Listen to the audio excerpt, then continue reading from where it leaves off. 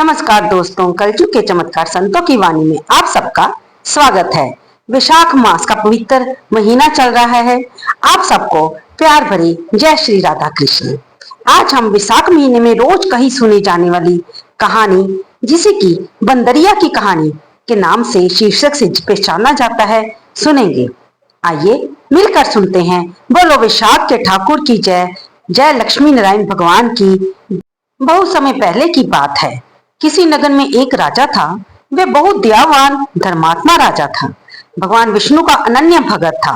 दोस्तों, अनन्य का मतलब होता है कि कुछ भी हो जाए, अपने इष्ट देव में आस्था रखना। आपके जो भी इष्ट देव है, उनके प्रति आपकी श्रद्धा और विश्वास पूरी तरह समर्पित होना। तो राजा भगवान विष्णु का अनन्य भगत था। पूजा पाठ कीर्तन में उसकी गहन आस्था थी। हर साल वह गंगा जी में विशाख स्नान करता। एक समय जब विशाख मास आने वाला था, तब उस राजा के मन में आया कि मैं तो इस देश का राजा हूँ, मुझे अधिकार है कि मैं सबसे पहले गंगा में स्नान करूं। बस क्या था, उसने यही सोचकर सारे राज्य में ऐलान करवा दिया और ढिंडोरा पिटवा दिया कि चैत्र पूर्णिमा से लेकर विशाख मास की पूर्णिमा तक सबसे पहले गंगा में स्नान राजा करेगा। उसके बाद ही बाकी लोग स्नान कर पाएंगे। अब राजा का आदेश सभी को मानना ही था। स्नान करता और वापस आ जाता। प्रजा के साथ भी लोग उसके स्नान करने के बाद ही स्नान करते। एक दिन राजा के मित्र ने उससे पूछा कि आपको कैसे पता कि आप ही सबसे पहले स्नान करते हो सकता है आपसे पहले भी कोई स्नान कर लेता हो। तब राजा ने कहा कि मुझे पूर्ण विश्वास है कि मेरी प्रजा मेरे प्रति पूरी तरह वफादार है। मुझे अपनी प्रजा पर पूरा विश्वास है, लेकिन फिर भी तुम्हारे कहने पर मैं ये प्रण लेता हूँ कि अगर कोई स्त्री मेरे से पहले स्नान करेगी और मुझे उसके बारे में पता चला, तो मैं उससे शादी कर लूंगा। और अगर कोई पुरुष मुझसे पहले स्नान कर लेगा, तो मैं अपना आधा राज्य उसे दे दूंगा। अब राजा ने उस समय तो बोल दिया, पर बाद में उसने विचार किया और उसे अपने कहे पर बहुत पछतावा हुआ। इसलिए उसने गंगा जी पर कड़ा पहरा लगवा दिया, ताकि उससे पहले कोई स्नान ही ना कर सके। विशाख मास शुरू हुआ। पहरेदार पूरी सावधानी रखते। राजा रोज सुबह सुबह जल्दी स्नान करने के लिए पहुंच जाता और ये सोचता जाता कि कहीं कोई मुझसे पहले स्नान ना कर ले और मुझे अपने कहे अनुसार अपने प्रण को निभाना पड़े। अब राजा का यही नियम बन चुका था। गंगा जी के घाट पर एक आम का पेड़ था, जिस पर एक बंदरिया रहती थी। वह पिछले जन्म में भगवान विष्णु की भगत थी और इसी कारण उसे अपने पिछले जन्म की स्मृति थी, और इसलिए वह भगवान विष्णु को प्रसन्न करने के लिए विशाख मास में गंगा स्नान अवश्य करती। अब इस बार तो राजा ने ये नियम लागू कर दिया था कि सबसे पहले वही स्नान करेगा, लेकिन बंदरी को क्या पता, वह तो अपने पिछले जन्म के किसी कुकर्म के कारण इस समय बंदर योनि में आ गई थी। लेकिन वह चाहती थी कि विशाख स्नान करके मैं अपनी इस कुयोनि से छुटकारा पा लूं। इसलिए वह रोज सुबह सुबह ही स्नान कर लेती और राजा उसके स्नान करने के बाद ही पहुंचता। अब राजा को तो ये पता नहीं था कि उससे पहले रोज एक बंदरिया गंगा जी में स्नान कर लेती है। पर राजा को कुछ शक सा हो गया, क्योंकि जब वो स्नान करने आता तो पानी हिलता हुआ बिखरा हुआ दिखाई देता। उसने पहरा और कड़ा कर दिया, पर बंदरिया को पहरे से कोई फर्क ही नहीं पड़ता था। बंदरिया तो डाली के सहारे ही नीचे झूल कर गंगा में स्नान करके आ जाती और स्नान करने के बाद वह वापस पेड़ पर चढ़कर बैठ जाती। किसी को पता ही ना चलता। एक दिन जब बंदरिया पानी में स्नान करके बाहर निकली, तब एक सिपाही ने उसे देख लिया और जब राजा स्नान करने आया तो वह सिपाही राजा से पूछा कि ये बंदरिया जो कि पेड़ पर बैठी है, आपसे पहले ये नहा लेती है। राजा को सुनकर बड़ा आश्चर्य हुआ। राजा ने बंदरिया को पूछा तो वह इंसान की भाषा में बोली कि उसका शरीर बंदर का है, लेकिन उसकी वाणी बहुत मधुर थी, इंसानों की तरह थी। अब राजा को कुछ संदेह तो हुआ कि कुछ ना कुछ बात तो जरूर है, लेकिन उसने भी क्योंकि प्रण कर रखा था, इसलिए उसने अपने प्रण के अनुसार उस बंदरिया से शादी कर ली। बंदरिया को यह पता था कि यह विशाख स्नान का ही प्रताप है जो आज वह राजा की रानी बन गई है। राजा अपनी बात का पक्का था। उसने बंदरिया के साथ अपना पति धर्म भी निभाया। राजा की बहुत सी और रानियां भी थी जो बंदरिया का बहुत मजाक बनाती थी, जबकि राजा उसका पूरा ध्यान रखता, उसके खाने पीने का ध्यान रखता, उसके साथ समय भी बिताता था। इस तरह से वह अपना पति होने का धर्म भी निभा रहा था। देव योग से बंदरिया को गर्भ ठहर गया। धीरे धीरे 9 महीने का समय बीता और बच्चा होने का समय आया। एक समय बंदरिया ने राजा से पूछा, जब मेरे बच्चा होगा तो मैं उसे आपको कैसे बुलाऊंगी? तो उसने कमरे में घंटी लगवा दी कि कहा, जब भी तेरे दर्द हो तो घंटी हिला देना, मैं खुद आके सारा इंतजाम कर दूंगा। अब बंदरिया बहुत खुश हो गई। वह तो भोली मासूम थी। कुछ दिनों के बाद राजा की जो दूसरी रानी थी वो बंदरिया को मिलने वहां पर आई। उन्होंने देखा यहाँ पर घंटी बंधी हुई है। तब उन्होंने पूछा कि ये घंटी किसने बांधी है? तब बंदरिया बोली कि राजा जी ने बांधी है और कहा है कि जब भी दर्द हो तब इसे बजा देना। अब रानियां हंसने लगी और बोली कि राजा का तो इतना काम होता है, घंटी की आवाज कैसे सुनेंगे? रानियों ने बंदरिया को थोड़ा भड़काया और कहा, जरा बजा के तो देखो राजा आते हैं या नहीं। अब बंदरिया तो भोली थी, रानियों की बातों में आ गई। उसने घंटी बजाई तो राजा तुरंत वहां पर आ गए। तब राजा ने उससे पूछा, क्या तुम्हें दर्द हो रहा है जो तुमने घंटी बजाई? बंदरिया ने कहा, नहीं दर्द नहीं हो रहा, मैं देख रही थी कि आप आते हो कि नहीं। अब राजा को बहुत गुस्सा आया। उसने वह कहा कि वह बहुत ही जरूरी काम छोड़कर आया है। और जो राजा की और रानी थी उन्होंने राजा को बोला कि ये तो बंदरिया है, इसको तो कुछ नहीं पता राजकाज क्या होता है, आप कितना बिजी रहते हो, आप इस घंटी को उतरवा दो, जब भी इसे दर्द होगा हम संभाल लेंगे। अब राजा ने घंटी उतरवा दी। एक दिन बंदरिया को दर्द हुआ और वो रानियों से पूछी कि मुझे दर्द हो रहा है, बताओ बच्चा कैसे होगा? तब रानियां बोली, तू आंखों पे पट्टी बांध ले और ओखली में सर डालकर लेट जा, इससे दर्द नहीं होगा। बंदरिया फिर से उनकी बातों में आ गई और उसने ऐसा ही किया। बंदरिया के ऐसा करने पर एक दासी ने उस पर दया करके उसका प्रसव करवा दिया। जब बंदरिया के पुत्र पैदा हुआ वो बहुत सुंदर था। वह पूरी तरह से इंसान था। देखते ही सभी रानियां चिढ़ने लगी। अब रानियों को लगा कि अब इसके बच्चा हो गया है और वह भी इतना सुंदर और वो पुत्र हुआ है, तो जब राजा को इसका पता चलेगा तो वह अब उन रानियों को नहीं पूछेगा। उसे तो अब बंदरिया और ये बच्चा ही प्यारा लगेगा और ये बच्चा अब राजकुमार बनेगा और एक दिन ये बंदरिया राजमाता बन जाएगी और बाकी हम सब रानियों को कोई नहीं पूछेगा। ये बात सोचकर एक रानी ने जल्दी से उस बच्चे को अपनी चुन्नी से ढक दिया और बच्चे का मुंह हाथ से बंद कर उसे फटाफट उठाकर बाहर ले आई और जाकर अपनी दासी को कहा कि इसे बच्चे को नदी में बहा दे। रानियों ने बंदरिया के पास जाकर एक पत्थर पर खून लगा के रख दिया। राजा आया और पूछा, क्या हुआ? तब रानियों ने कहा कि बंदरिया के पेट से पत्थर निकला है। राजा ने भी मन में संतोष कर लिया और सोचा कि जब और रानियों के बच्चा नहीं हुआ तो इसे बंदरिया को कैसे होता। अब उधर जो दासी बच्ची को ले गई थी वह उसे फेंकने के लिए किनारे पर गई। उसने बच्चे को जब फेंकना चाहा तो उसका मन नहीं किया। किनारे पर एक कुम्हार बर्तन बना रहा था। दासी ने बच्चा बर्तन में रख दिया और महल लौट आई। जब कुम्हार ने बर्तन में बच्चे को देखा तो बहुत हैरान हुआ। उस कुम्हार के कोई बच्चा नहीं था। तो उसने सोचा कि भगवान ने शायद इस बच्चे को हमारे लिए ही भेजा है, इसलिए मैं इसे जाकर अपनी पत्नी को देता हूँ, हम भी इसे पाल लेंगे। ऐसा विचार कर वह घर गया। कुम्हारिन भी उस बच्चे को देखकर बहुत खुश हुई। अब कुम्हार और कुम्हारिन उस प्रेम से बच्चे का लालन पालन करने लगे।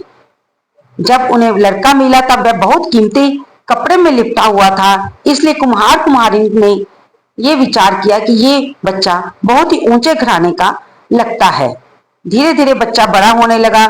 एक दिन बच्चा जब कुएं के पास खेल रहा था तब वही दासी जो उसे कुम्हार के पास छोड़ के गई थी वह पानी भरने अपनी सहेलियों के साथ आई। बातों ही बातों में उस दासी ने अपनी सहेली को बंदरिया के लड़का होने की बात बता दी और साथ में ये भी बताया कि कैसे रानियों ने उस बच्चे को उसे नदी में फेंकने के लिए कहा था, लेकिन मैंने यानी कि उस दासी ने उस बच्चे को कुम्हार के बर्तनों में रख दिया। ये सारी बातें उस लड़के ने सुन ली उसने आकर कुम्हार और कुम्हारिन को सारी बात बताई। तब वे समझ गए कि वह राजा का पुत्र है और बंदरिया उसकी माँ है। कुम्हार बोला, अगर ये बात राजा को जाकर बताएंगे तो रानियां हमें झूठा साबित कर देंगी। तब लड़के ने जो कि विश्वास तब लड़के को जो कि भगवान विष्णु पर बहुत विश्वास करता था और अपनी माँ की तरह ही विशाख स्नान भी करता था, पूजा पाठ भी करता था, क्योंकि उसके संस्कार ही ऐसे थे। इसलिए उसे विश्वास था कि एक दिन सब सही हो जाएगा। उसने कुम्हार से मिट्टी के हाथी घोड़े बनवाए और कुएं के पास जाकर बैठ गया। जब महल की दासियां पानी भरने आई तो लड़का बोला, मेरे हाथी घोड़ों को भी पानी पिलाओ। दासियां बोली, तुम मूर्ख हो, कहीं पत्थर के हाथी घोड़े भी पानी पीते हैं। तब लड़का बोला, मूर्ख मैं नहीं, राजा हूँ जो मान गया कि पत्थर पैदा हुआ है। दासियां बहुत आश्चर्य में पड़ गई। उन्होंने ये बात जाकर राजा जी को बताई। राजा को भी घोर आश्चर्य हुआ और वह सोचने लगा। उसने सभी रानियों से दोबारा पूछा कि उस दिन क्या हुआ था। तब रानियों ने कहा कि उन्होंने खुद पत्थर को निकलते देखा था।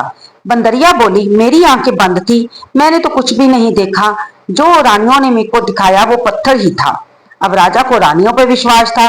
रानियों ने राजा को भड़काया कि वो लड़का उल्टी सीधी बातें करके राज्य में आपके प्रति विरोध फैला रहा है और विद्रोह की आग इससे प्रजा में फैलेगी। इसलिए राजा ने कुम्हार के लड़के को देश निकाला दे दिया। देश निकाला मिलने पर लड़का राज्य से बाहर जंगल में आ गया। थोड़े समय के बाद लड़के ने राजा को सबक सिखाने की ठानी। उसने योजना बनाई। वो जंगल में एक मटके में साफ ठंडा पानी लेकर बैठ गया। राजा के भाई और मंत्रियों की लड़कियां जंगल में लकड़ी लेने आई। सभी 7 लड़कियां थी। उन्होंने गर्मी में लकड़ी काटी, इकट्ठी की, गठरी बनाई। सभी को बड़ी प्यास लग रही थी। उन्होंने देखा कि पीपल के पेड़ के नीचे एक लड़का मटके में ठंडा पानी लेकर बैठा है। वो सभी लड़कियां उस लड़के के पास गई और बोली, हमें बहुत प्यास लगी है, हमें पानी पिला दो। लड़का बोला, मैं ऐसे किसी को पानी नहीं पिलाता, पानी पीना है तो मेरा काम करो। तो लड़कियों ने पूछा कि क्या काम है। अब उसने कहा कि जैसे जैसे मैं करूं वैसे वैसे तुम करना। लड़कियों को वो लड़का बड़ा अजीब सा लगा, पर क्या करती, उन्हें बहुत प्यास लग रही थी। लड़कियां बोली, अच्छा बोलो क्या काम करना है। लड़का बोला, मैं इस पीपल के पेड़ के चक्कर काटूं, तुम भी काटो। लड़कियां बोली, ठीक है। लड़के ने उन लड़कियों को अपना गमछा पकड़ाया और बोला, सभी इसे पकड़कर मेरे साथ साथ चक्कर काटो, वरना मुझे पता नहीं चलेगा कि कौन चल रही है कौन नहीं चल रही। लड़कियां बोली, ठीक है। अब लड़का आगे आगे, लड़कियां पीछे पीछे। लड़के ने पीपल के और अग्नि के 7 फेरे ले लिए और रुक गया। लड़कियों को पानी पिला दिया। सबने पानी पिया और घर चली गई। उधर राय महल में राजपुरोहित आए हुए थे। संजोग से जब उन्होंने उन लड़कियों की कुंडलियां देखी तो कहा कि इन 7 का तो विवाह हो गया है और वो भी एक ही लड़के से। पुरोहित की बात सुनकर सभी लड़कियों के माता पिता बड़े चिंतित हो गए। लड़कियों को पूछा किससे विवाह किया है, पर लड़कियों को तो कुछ समझ नहीं आया। तब एक लड़की बोली कि हमें जंगल में एक लड़का मिला था, कह रहा था कि जैसे जैसे मैं करूं वैसे वैसे तुम करना, तभी मैं तुम्हें पानी पिलाऊंगा। उसने पीपल के पेड़ के चक्कर लगाए और हमने भी उसके साथ लगाए। अब ये सुनकर बाकी लड़कियां भी बोली, हाँ ऐसा ही हुआ था। तब राजपुरोहित ने पूछा, अच्छा बताओ कहीं अग्नि भी जल रही थी। तो वे बोली कि पेड़ के नीचे अग्नि भी जल रही थी और उसने हमें अपना गमछा पकड़ाया था। ये सुनकर सभी आश्चर्य में पड़ गए। तो पुरोहित बोले, उस लड़के ने ही इन 7 के साथ विवाह कर लिया है। अब लड़कियों के माता पिता क्या करते, वे जंगल में लड़के से मिलने के लिए गए। लड़के को पूछा, तुमने शादी की? उसने बोला, हाँ की। तब सबने कहा, अब लड़कियों को अपने पास रखो। तब वह लड़का बोला कि मैं तो इस पेड़ पर रहता हूँ, जंगल में रहता हूँ, लड़कियों को कहाँ रखूंगा, कुछ खाने को भी नहीं है मेरे पास। तो अब ये सुनकर उन लड़कियों के माता पिता ने कहा, तुम चिंता मत करो, हम तुम्हें बहुत सा धन दे देंगे और राजा से भी कह देंगे कि वे तुम्हें राज्य में वापस बुला लेंगे। अब सबने राजा से बात की और लड़के को वापस राज्य में बुलवा लिया। लड़के ने उन लड़कियों को अपने घर में रखा और एक बहुत बड़ा घर बनवाना शुरू कर दिया। जब घर पूरा बन गया तो उस समय के बीच में वह सभी लड़कियां गर्भवती हो गई और उन सब ने एक एक लड़के को जन्म दिया। बच्चों के जन्म के साथ ही लड़के का घर भी बनकर तैयार हो गया। लड़के ने गृह प्रवेश करवाया, बहुत बड़े प्रीति भोज का आयोजन किया। राजा को सब परिवार आने का न्योता दिया। राजा अपनी सभी रानियों को तो ले आया, लेकिन बंदरिया को नहीं लेकर आया। राजा को देखते ही आदर सत्कार करके लड़के ने पूछा, आप अपनी सबसे छोटी रानी को क्यों नहीं लाई? तब राजा ने बोला कि उसे शायद कुछ पता नहीं है, इसलिए राजा लड़के से कहने लगा कि छोटी रानी को समझ नहीं है, वह कहीं आती जाती नहीं है।